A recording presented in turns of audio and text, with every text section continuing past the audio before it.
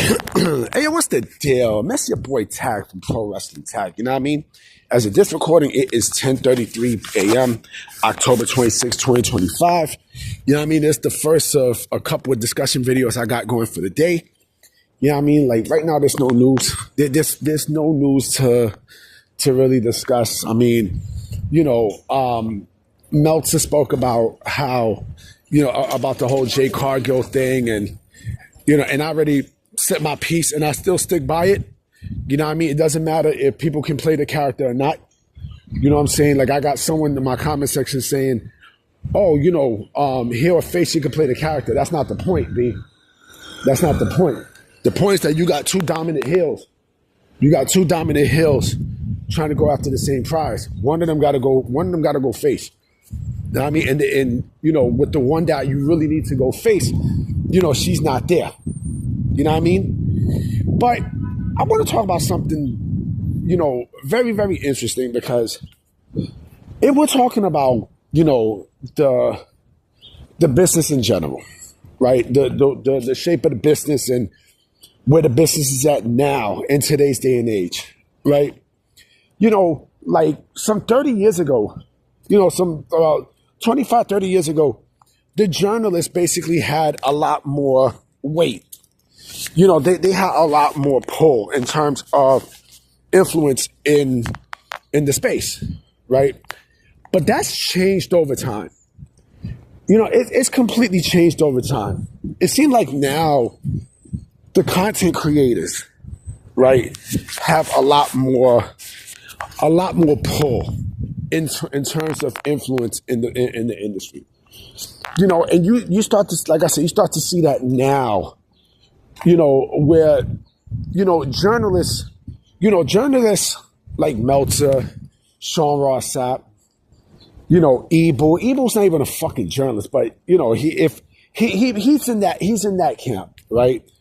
The ones who break the news and shit, right? They, to me, feel like they're more of the bootlickers of the industry. They want to, get in with the, they want to get in with the, with the big boys and everything else. I mean, you see that with AEW. You see that with all those guys. You know what I'm saying? Just, trying to get into spaces, in the good spaces to get news and stuff like that, right? And then try to, fabricate bullshit to the public, right?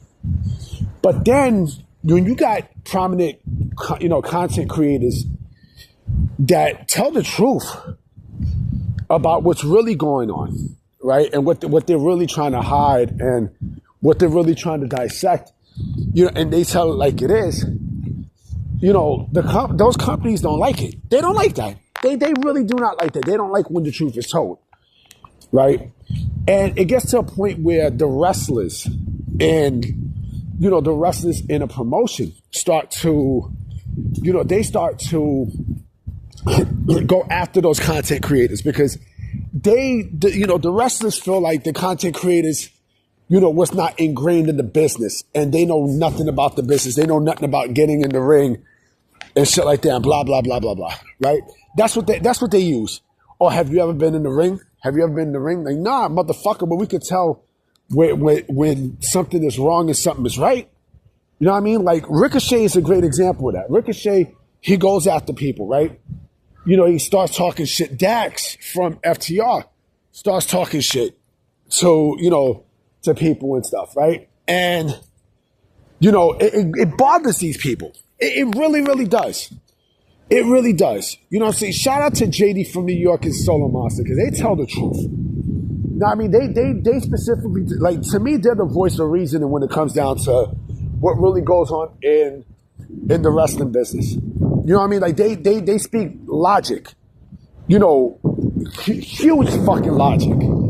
Just Alex is like that. Don Tony, and rest in peace, Kevin Castle especially. Kevin Castle was a guy who basically, was not only very opinionated, but he told the truth. He told the truth. He spoke the truth about how the business is, and says, what the fuck, they're playing music?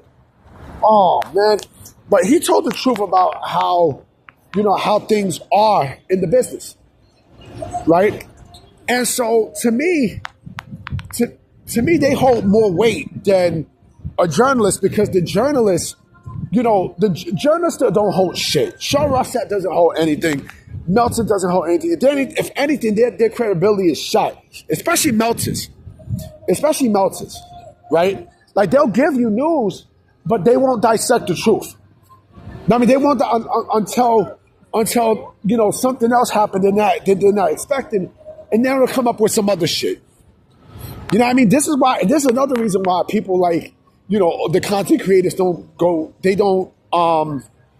do not get invited to media scrums and such because, the kind of questions that they're going to ask, and these are questions that people who can't take criticism do not want to answer.